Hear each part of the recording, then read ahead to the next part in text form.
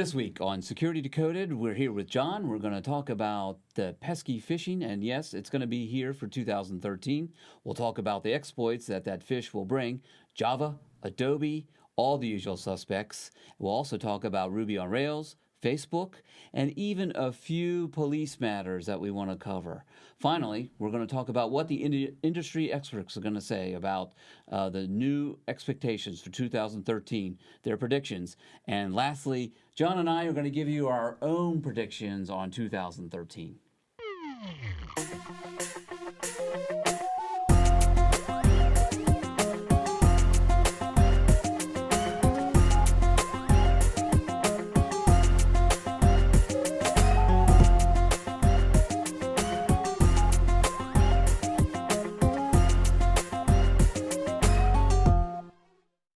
Welcome to Tech Zen. John, how was your holiday? It was actually pretty good, Dennis. Thank you very much. Did you get lots of gifts?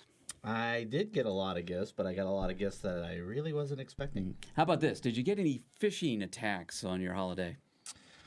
I got a few phishing attacks, and I got a few phishing presents, and I got a few spam presents, and I got a few spam attacks, and it Well, goes on I think and you're on. going to get a few more because this is the first week back, the first normal week that we've had from the holidays, and we've had quite a few news items. So let's go through them. And the first thing is the phishing attack. So Trend Micro is reporting that a black hole spam is going to return from the holiday break. In fact, they're saying that they took a little break, all the spammers took a little break from that the 30th to the 7th, and this is the week that we've seen a lot of them, beginning with the black hole. What do you think about the black hole? So we can confirm that information where we did see this on the wild. We saw a large increase with the holiday season, and the holiday season being right around the time of Thanksgiving. The increase did start. We did see it start to ramp up as we got closer to Christmas. We did see the volume increase, and then we reached a drop point where it got very quiet. We just assumed that they were done distributing their exploit. They were wrapping up their campaign with the holiday season, and then we did see a resurgence. And with the resurgence, it wasn't a ramp up on the volume. It just came immediately back, and it was high, and it is pretty steady. So you're saying for the year 2013, we're not going to see an end to phishing? Is that what you're saying? More of them? What we're seeing is an extended period. So typically with the holidays wrapping down, we see the campaigns start to slow down. But what we are seeing is an extended period of a phishing, an extended period of spam.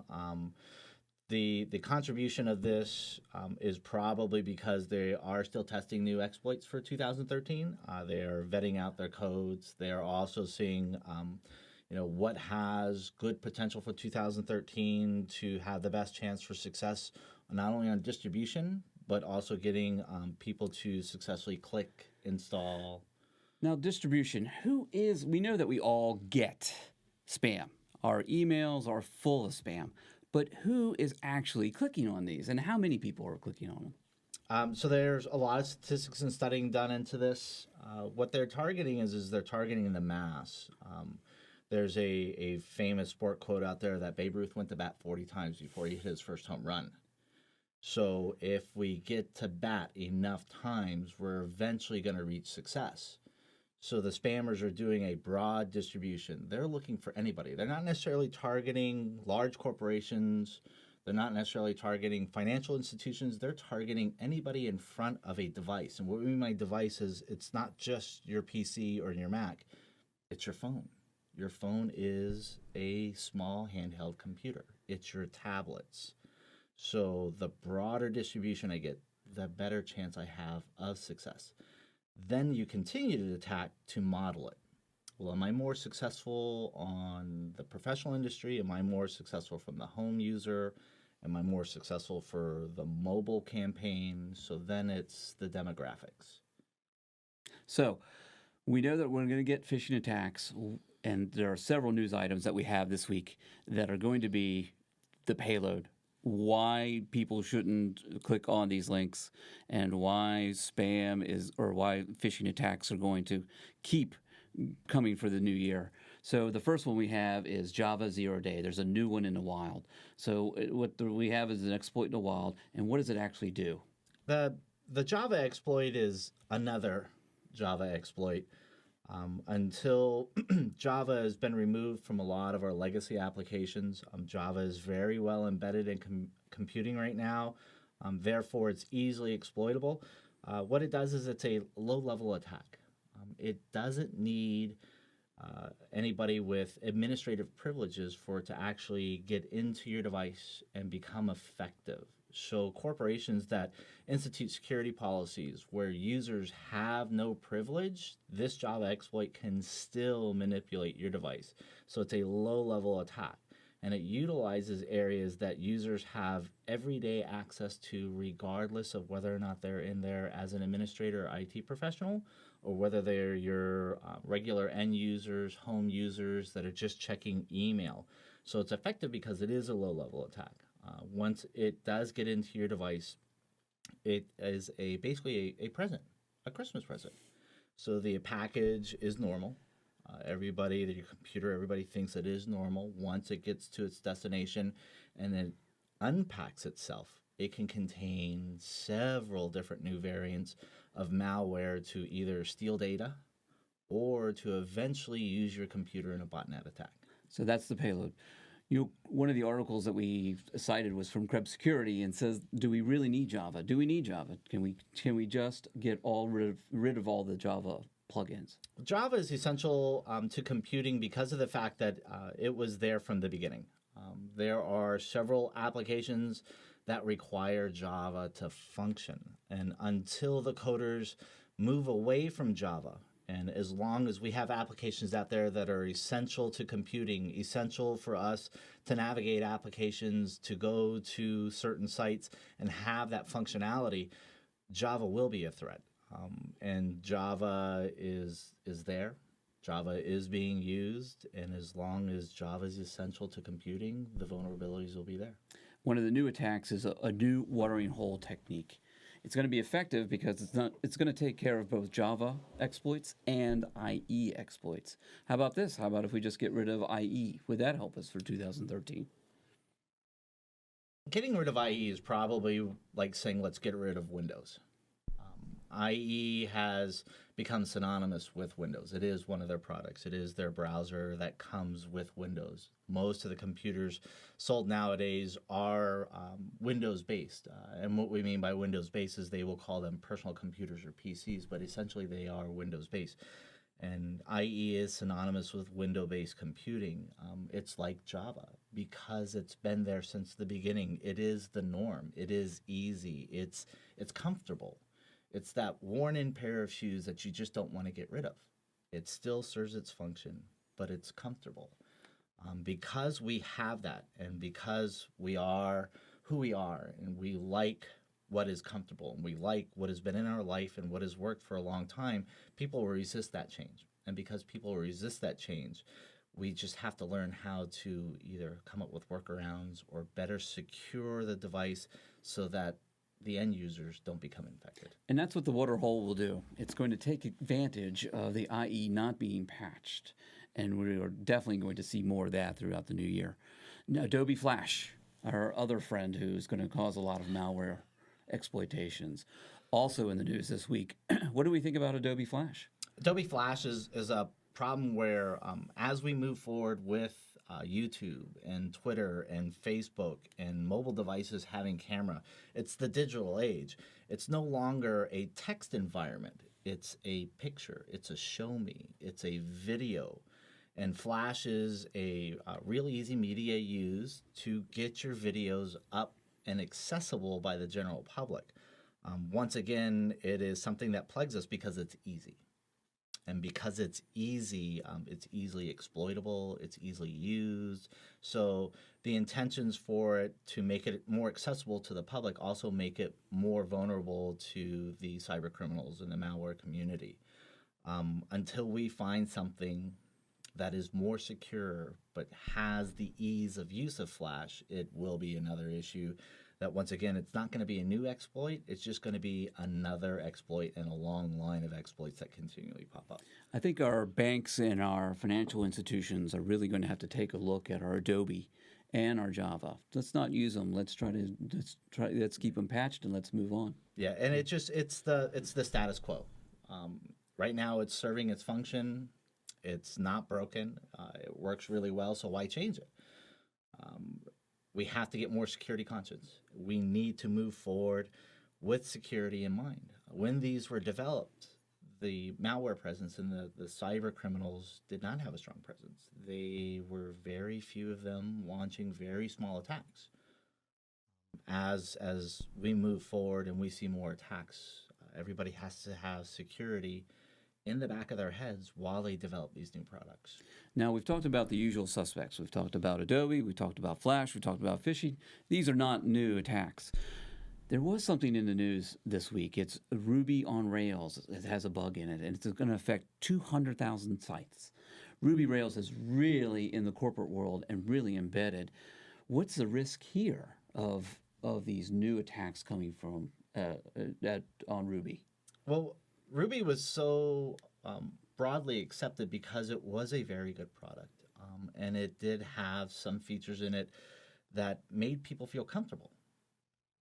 And what had happened was it was exploited, and it was exploited at a point where Ruby on Rails is increasing in popularity. It's still being deployed. It's still being used. People still really like it. So as it increased in popularity, and we have this exploit, and the exploit now is starting to make people question this. So we have a broad distribution. We have a new product that's very accepted within the industry and that is widely used with the industry, that now all of a sudden we have a problem. And there is not enough information out there for people to make a solid decision of, do we continue along this path or do we need to actually change paths?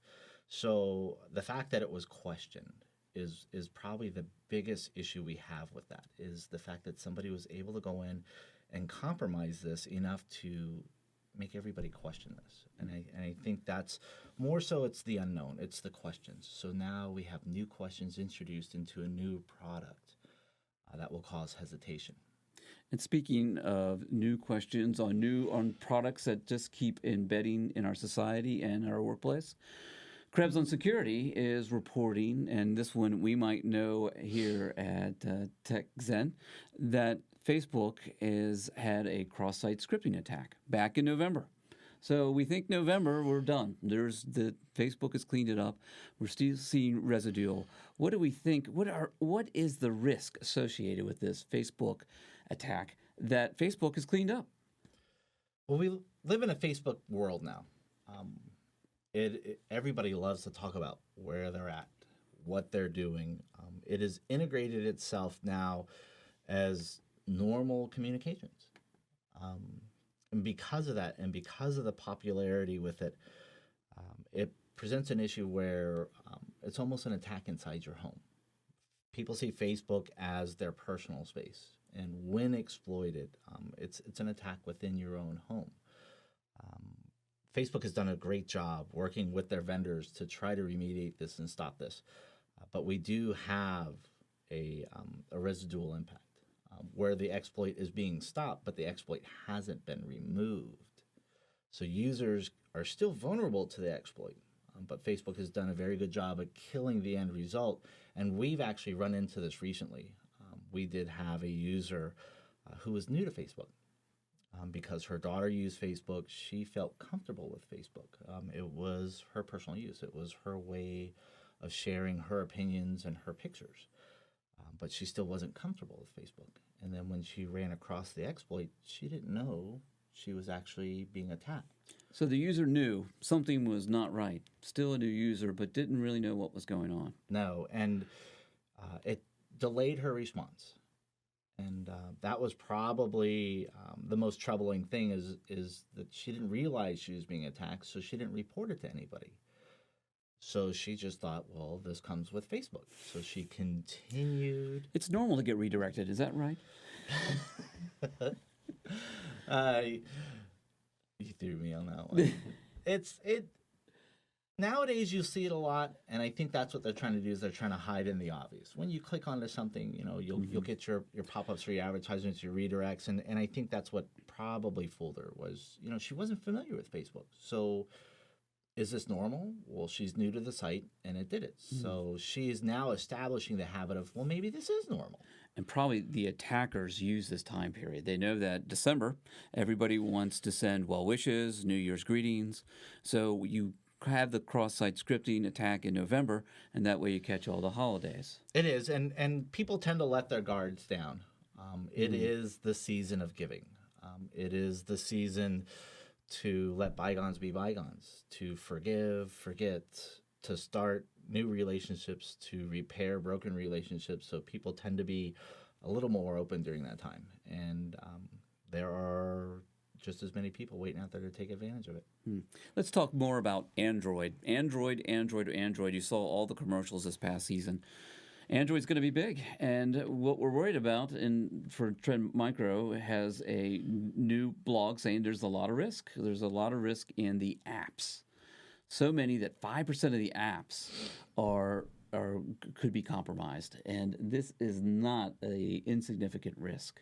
No, it's not. And the hard thing is when you say 5%, and everybody will associate the number 5%. Well, that's a relatively small number. Why do I need to be worried about it? Is expand the 5%. So 5% of 20 is 4, but what's 5% of 200,000? So that number is much more significant. Because Android is becoming more popular and Android is an open source application, there are several people that write to it. There are hundreds of new applications being written per day for Android to get your business, to make life easier, to help you shop, to help you talk to friends. This is a runaway train, and it is just picking up momentum. And as it picks up momentum, it will pick up the bad with the good. And probably that the topic is germane now because we just had the holiday season. Everybody has new they have new devices. Phones. They've New got them in their phones to pockets. They got them in their cars, and we're all over the place. Let's talk a little about Krebs on Security had a good article about why people are writing these codes, why they're putting apps, why they're sending us phishing. And we tie into Black Hole again, we tie into the cool exploit that what can they possibly gain from this? Do you want to talk a little about what they can gain? Recently, things like Krebs on Security, Symantec, Sophos, Kaspersky, they've always made their money on trying to protect the cyber community. What they found was they started to find a niche of cyber criminals that started to turn this into a career. This is no longer done for sport. This is no longer your neighbor's kids trying to print a bad picture on your printer. This is now an industry. It is a career. It is money. As soon as you can take anything, and I mean anything that you do in life, and put a dollar sign to it, it will grow. So we've gone past the script kiddies. We're talking professional criminals who are forming themselves into syndicates. Yes. So what we have is IT is still in its infancy. IT is just now developing itself in the advanced institutions like colleges where there's degrees. 15, 20 years ago, there was no IT degree. Now there are several degrees, so it's still in its infancies. And people are developing with IT, finding out any way to make money, whether legitimate or illegitimate. It is a profitable community, and what they're finding that is it is easier to make the money writing malware, finding exploits, selling them to the cyber community that's out there to steal data, that's out there to steal your credit cards, that's out there to, infiltrate a company. And it is a growing community, and it's very lucrative. Krebs Security did also cite some of the figures of what it costs for a fledgling malware criminal group to get together. They're bundling packages together, making it easier. And so for $10,000 a month, you can have the whole package. You can have the cool exploit kit. You can have your army of botnets ready to attack at any moment. Yes, and if you take what we talked about earlier in the broad distribution of phishing over the holidays, where we saw a very large volume, and I take a new piece of malware that I just bought for say $700, and I can get that distributed to 500,000 people.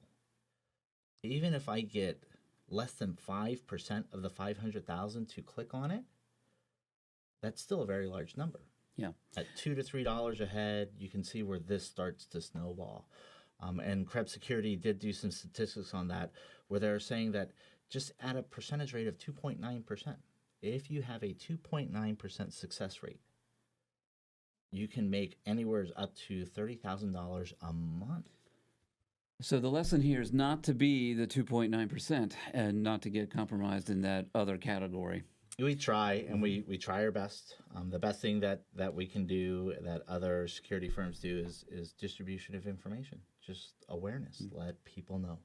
Well, Krebs also had some good news that we had some hackers that are actually that were arrested this week. Zeus, our friend Zeus, is finally the bot master.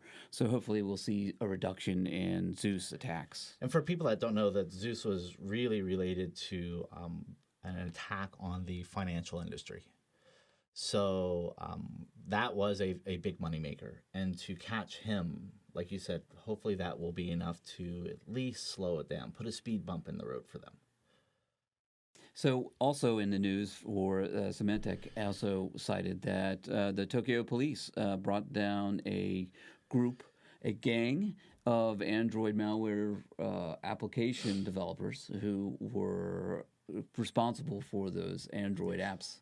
And that's good news, too. So we can also protect ourselves by getting patched, and also by helping the police. And as we cited in the Facebook, that we can also say, hey, this doesn't seem right. I should tell somebody. I should let Facebook know. I should maybe let the police know if I think I've been compromised. Reporting is the best thing that any user can do, because of the fact that not only are they protecting themselves, but they're protecting the entire cyber community. They're protecting their Twitter followers. They're protecting their Facebook friends. You're protecting your family. And, a couple of lines that we need to draw on this is that local law enforcement, they actually have teams to pursue these attacks because of the fact that this can create a monetary impact.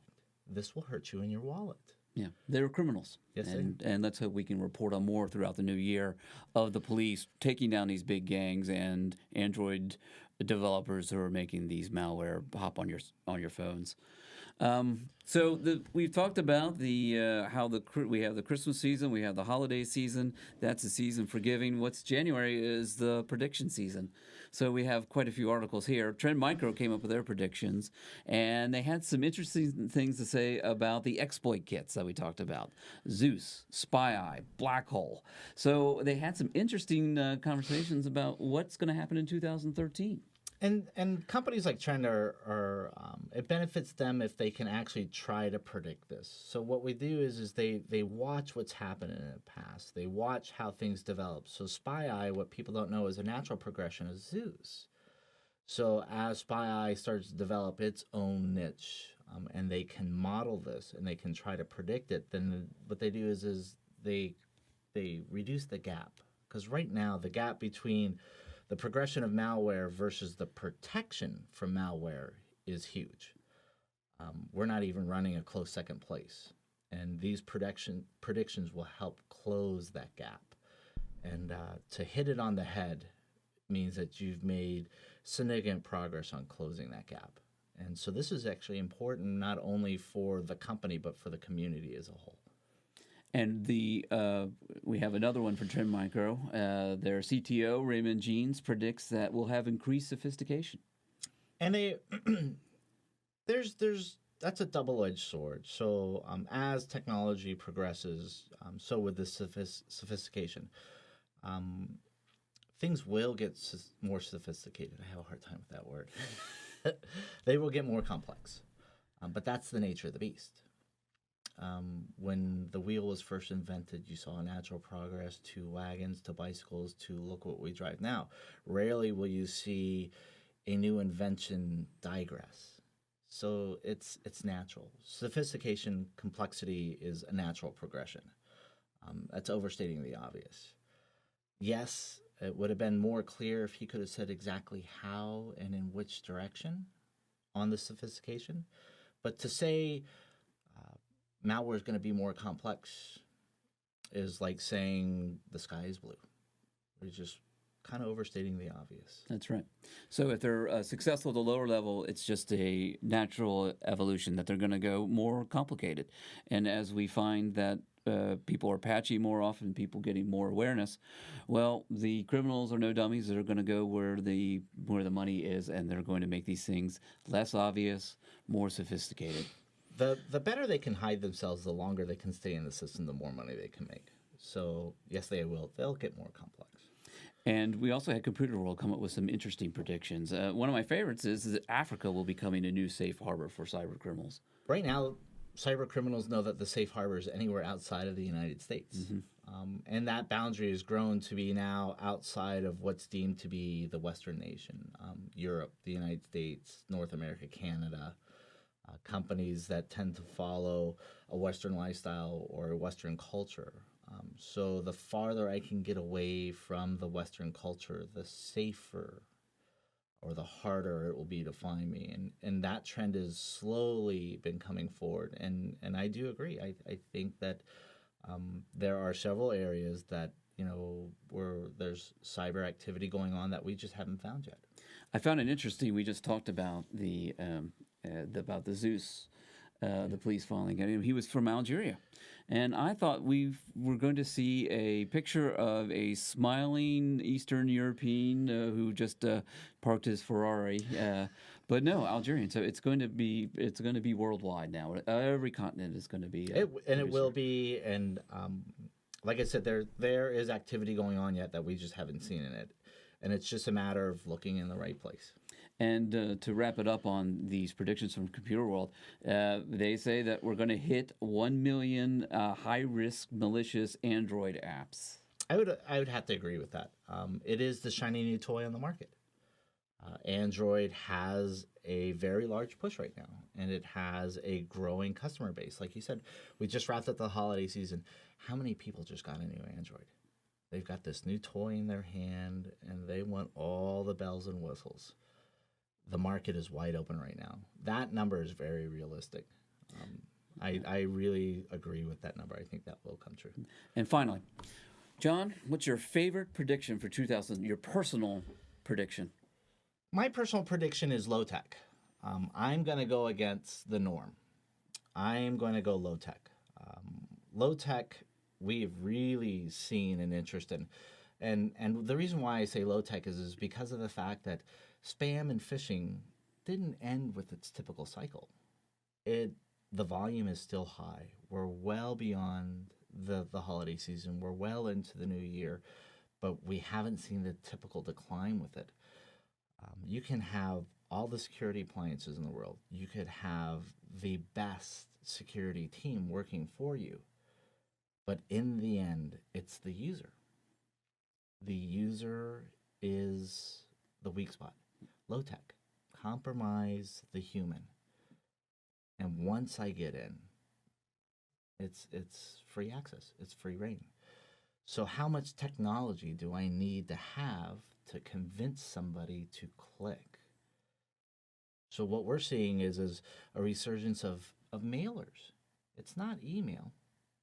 Now what they will do is they will send you an advertisement in the mail.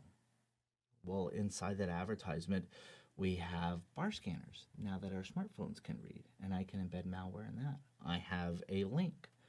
Well, it can't be malicious. It came to me in the mail. Well, let's go to the link. I think low tech is going to be our biggest issue this year. I'm going to go the other way here, John. I'm going to go with the ultimate Star Trek exploit I can come up with 2013. What do you got? I'm going to have somebody is going to mimic Siri's voice and be able to give Siri remote locations just by voice commands. And that will be the new high-tech Star Trek exploitation of So 2013. you're going to say someone's going to make Siri talk to itself? Absolutely, that's right. We can give, we can just like Hal. It's going to give them voice commands, and we're going to be able to take over computers and laptops just by, hey, give me that account number. We'll see. We'll see. Well, great. So Tech Zen, those are our predictions for the year, and then just to wrap it up.